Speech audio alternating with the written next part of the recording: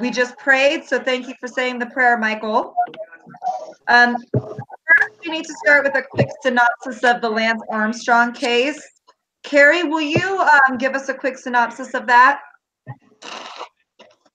Lance Armstrong rose to the height of whatever by winning the Tour de France 9 times, pretty much in a row, I think. I don't remember. And then we find out after the fact that he started doping and doing all that kind of stuff early on. And, didn't win it, I guess, truthfully. Though I don't think he was doing anything different than anybody else. Oh no, yeah. They were all doping. Every single one, like at the top. This article really makes me angry because like they're talking like he's the worst of them all. He's probably the best of them all, first of all, and then they were all doping, all of them. That came out later. Yeah. There wasn't anyone who wasn't. Right. Yeah. So anyway. So it's one of the sports that I guess is kind of ugly. It's always been dirty. Yeah. Yeah. Anyways. I was reading an article for a UFC card because you thought it has ventured off and has gone into testing UFC athletes. And one of the guys who was in like cahoots with the program said that if you were to test or place for number one, the person who should have won the Tour de France from 1 year, they would have to gone back to like 15th place to find a winner. Yeah. Whoa. Like somebody that hadn't doped. Yeah. Wow. Dang. That's so disappointing. Okay, thank you for the synopsis, Carrie. Next question. Did you warn me that you're going to ask me for a synopsis so that I can be prepared? You did great. Austin, this question's for you. What is Armstrong's legacy? Well, it would have been like this great cyclist, but his legacy is always going to be tarnished by the fact that he used steroids. I mean, we look at Barry Bonds in baseball, all-time home run record holder, but his name's always going to be tarnished by the fact that he used steroids. So I'm guessing his legacy is just going to be that he's a cheat. Great, thank you. How it would do Anybody else have anything to add to that? I think he's one of the greatest athletes of all time and one of the dirtiest at that. But you look at these top contenders, right? They all suck. I mean, we're not like electing the Pope with these offices, you know. You have Mike Tyson, you know. How dirty do you want to get Tiger Woods? I mean, these people, they suck, but they're the best. I mean, they're hands down the best at what they do. You mean they suck morally? Yeah, they suck morally, but I mean, they do. But at the same time, they only do what everybody else does, and so they want to win just like everybody else. Yeah, I can't really feel bad for him. Like, yeah, he lost his titles, but at the same time, I can't vilify him either. Because how many millions of dollars went to charity and like won off his back? Like, how many people received all these treatments that they never would have received without him? Like, they kind of vilify him in this, but they owe him. They owe him a great deal. Yeah. So I see what you're saying. I think the super disappointing thing was he was the leader. Yeah, it does suck. Yeah. And that was the part that I was like, you know what? He did what he had to do to win, but because of the way the sport is, he had to have everybody else supporting him so that he could rise. Right. And he encouraged corruption on his people. Yeah, he did. You know? And that wasn't good either. Like, we can excuse a single human being's behavior and just be like, he made some bad decisions, but he kind of like forced it down the chain and just kind of did it without even really asking permission. Just, this is what everybody does. You're doing it too. Roll up your sleeve. I'm giving you a blood transfusion. That's true. I need to clarify what I said, by the way. Just because someone takes steroids does not mean that is like the only reason they are good at what they do. Because, like in fighting, you can take steroids all you want, but if you don't have some skill, you're going to get knocked out or something. Yeah, that dude has some natural talent to be able to rise to the top. Yeah, you have to have some sort of talent, otherwise you're just taking steroids just to take steroids. Yeah, it was true. Exactly right. Yeah. That's a good point. He put in the And work. when you're in like a sport or an event that pushes you that much, you do notice the difference when you're using some sort of supplement. I ran a marathon last year and I was just thinking I could not have ran a marathon if I wouldn't have been taking caffeine pills and, you know, vitamin B chews and like these little gooey packets that like spurt you full of energy. And that's not a drug, quote unquote, but it does enhance your Performance. Well, Yeah, and on top of that, like enhancement. this is all in context. Like it even mentions the earliest cyclists were taking cocaine and amphetamines. Like I mean, it's always been a doping product.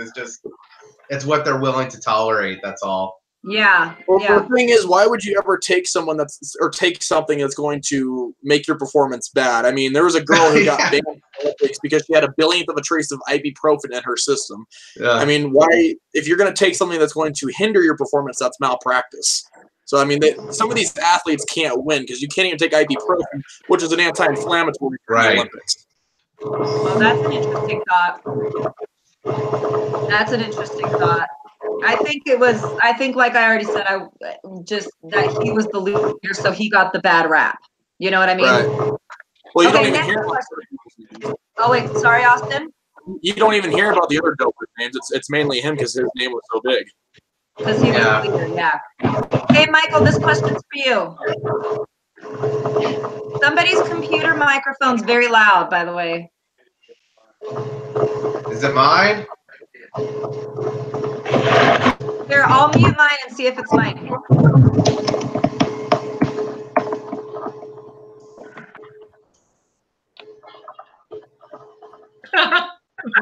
Still there. Was it That's my fine. Was it mine? No. Okay. Okay. Well, it kind of stopped. Oh, maybe it was Eunice. Was it? Yeah, I think it might be. It's you, girlfriend. No, come back. I'm a little disappointed. I don't It's understand okay. why I'm doing that. It's like I'm not wearing headphones. That's It's okay. fine. Don't worry about Might it. be a background noise. Yeah, it's all good. It's all good. Okay, Eunice, this question's for you. Think about a situation where you witnessed a leader, formal or informal, make a decision for others that made you uncomfortable. What was the situation and how did you feel about it?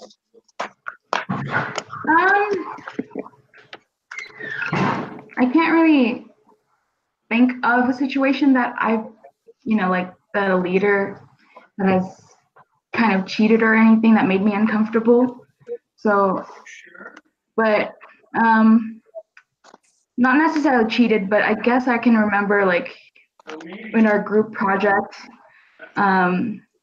this was like a year ago where we were trying to conduct like a survey, and then our leader couldn't like get the results he wanted, and so he kind of like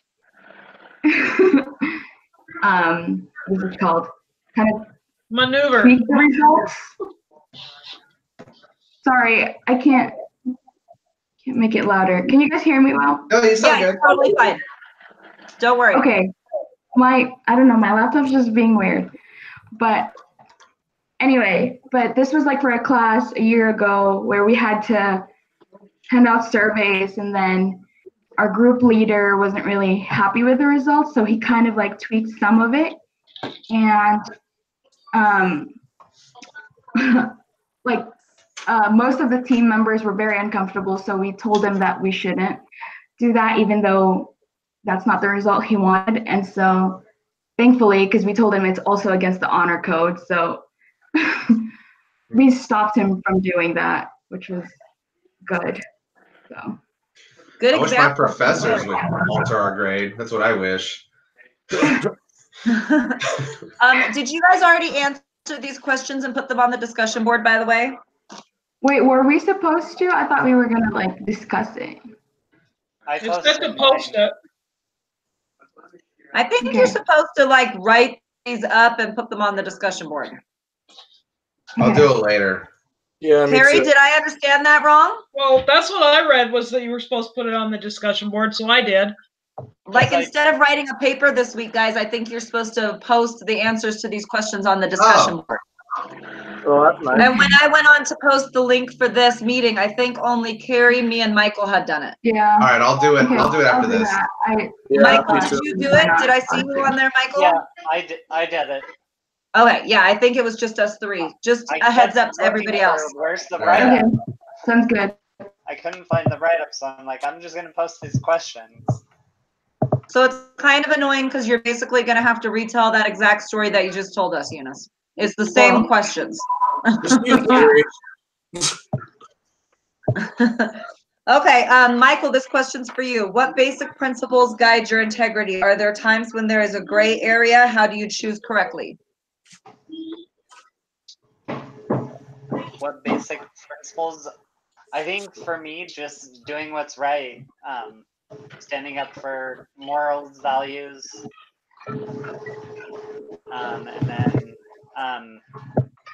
are there times when there's a gray area? I think for one example that I can think of is I think when I posted it, one of the things that I thought of is that I have there's some inactive members that are members of the church that like to drink. So there are times where if there's a party that stuff is around.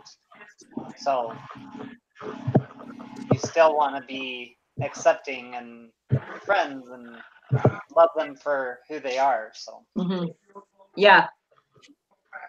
That's a good gray area example where, you know, they're just making some choices that maybe don't align with the mass majority of people of our religion who believe this thing, but it doesn't mean that they're not part of us or good people or anything like that. It also doesn't say that you should be telling them what they should do. They have their free agency. Yeah. So just because they do it doesn't, and you happen to be friends with them, doesn't make you a bad person or not have integrity because you're hanging out with them. Yeah. You're doing just the Yeah. opposite. You're loving them. Yes, I got lots of this going on in my life right now. Everybody Me wants to too. leave the church and drink. I'll share with you, since I haven't answered a question yet, the something that I was just thinking of about a gray area. Because I work in an office and I see what people are doing on the screens of their computers. And I feel like sometimes it's a little bit of a gray area. You know, I'll glance over at my desk mate's screen and she'll have like Harry Potter going in the corner of her screen. And it's not bad. She's working at the same time, you know, or she'll like be looking at her bank account or something like that. But it's not 100% honest to whoever's paying you. You know what I mean? Time theft. Yeah, you know, where it's not like, okay. I wouldn't I'm care. for this call. I just want you all to know that. As long as they're getting their work done, I wouldn't care. Yeah, no, I know. I'm just saying it is kind Yeah. of a gray area where some people would feel like that's Yeah. dishonest or whatever. I mean, she's a very highly productive human being, so I've never even mentioned it or anything. I choose not to do that, but I also only work 2.5 hours a day. So when I'm on the clock, I have a million things to accomplish while I'm there, you know? I Yeah. don't have time to be doing anything personal. So it's a different scenario. But that's just one gray area that I was thinking of. On the discussion board, I wrote that I don't have a hard time with some commandments, like stealing, for instance. I don't go to the store and steal things. But when it comes to like thou shalt not lie, I'm not a liar either, but I do tend to tell a good story and exaggerate. You tend know, to tell a good lie. I tend to tell a good story and exaggerate a little bit to make it interesting. So for me, that's like, I mean. Okay, Cora whore. All right. I'm just saying, like, that's a kind of a gray area No one's that perfect. I obviously need to work on. Yeah. No one's perfect. Yeah. Everyone has a thing. Everyone has their own things. Yeah, but I'm not a liar. I just. No, make it's a good okay. story. Yeah. Yeah. Yeah. I thought it was interesting in the article that it shared how Lance Armstrong started lying at the age of 15 to get into some of the more adult races at the age of 15. Yeah, I feel like there was a little bias in this article against him. He's like, see, he was always a lying piece of crap. I'm like, whatever, man. Yeah. You know, but then you have to kind of look at, I think, Jeff, I agree with you, but you kind of have to look at, think of his life. You know, he was a child to a teenage mother, single mother. That's the life he had. And all of a sudden he has this awesome talent. Yeah. And it makes him feel valuable. And of course he's going to lie to get into a race because that gives him the confidence and the love and the respect that he wants. Yeah, it gives him purpose. You know, so you kind of have to look at everybody's situation and not Exactly say, right. you know, shame on him for lying because he was only 15. Yeah. And think a bigger picture, you know, that he was making himself feel better about himself. Yeah, I don't think it takes away all the hard work he did. I don't care what they say. I think some of the people who were judging, like who were on those committees, were just as dirty. I mean, a lot of those committees were protecting all of these players, and there's a lot of politics and grift and filth. So, you know, it's no. I mean, no, I can't. You can't condone what he did, but you don't have to crucify him either. Right. Yeah. Who suffered from his cheating? Him. Yeah, he did. Him and He the other suffered a lot. that were clean. His teammates too. Yeah, his teammates for sure. And I feel like the sport in general suffered, not necessarily because of him, but because of the events and circumstances that kind of crashed around him. Yeah. You know, Who watches it now? Who watches it now? Yeah. No one. A lot of respect was lost, a lot of Yeah. excitement towards their sport. A lot of sponsors pulled their money, a lot of advertisers stopped. I mean, it was kind of a domino effect where everybody was affected by it.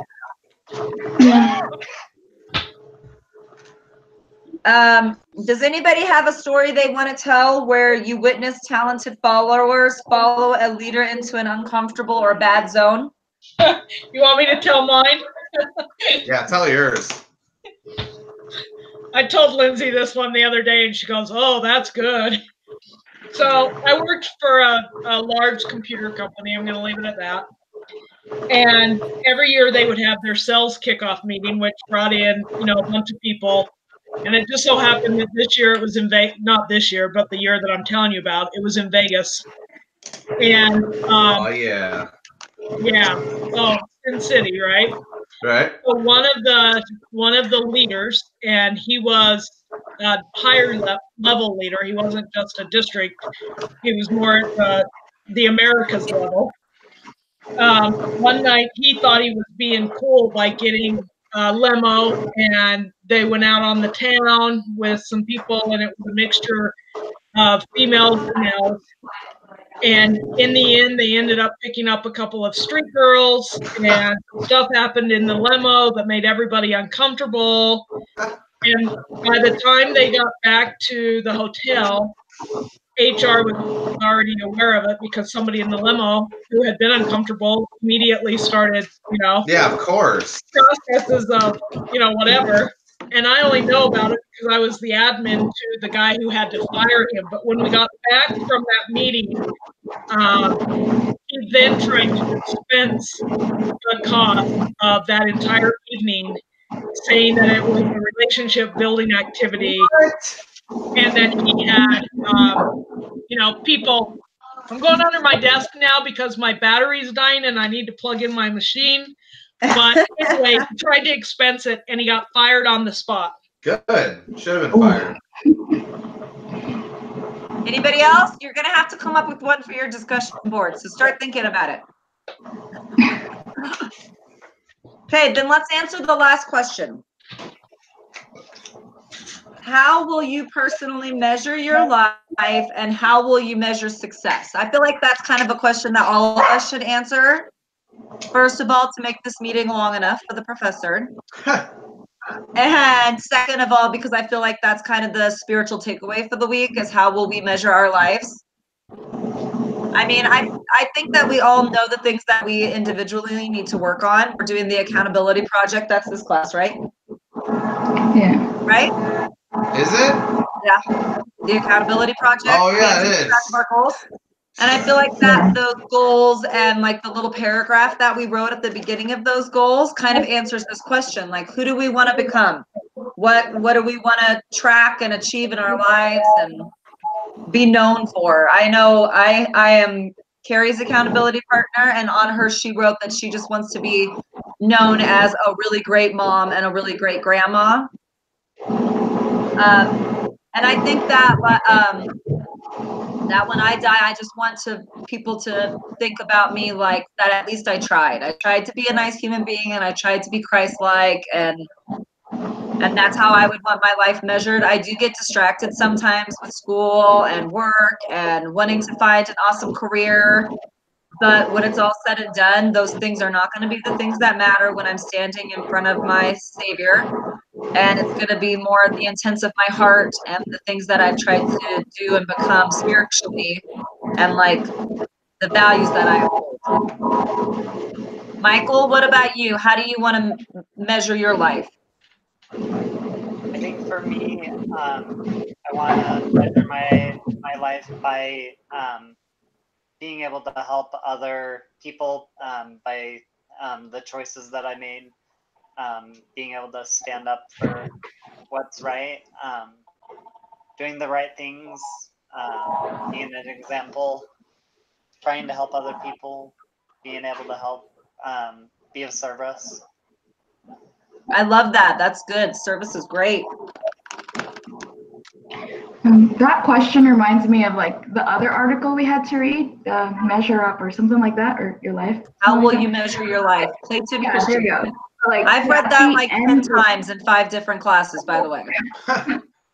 Yeah, but in the last paragraph it said that he measured, even though he did some research and he did a lot of stuff that helped companies be successful, but in the end he measured his success by how many lives he's touched. And so I kind of it goes back to that accountability project where how much I've improved and how much I've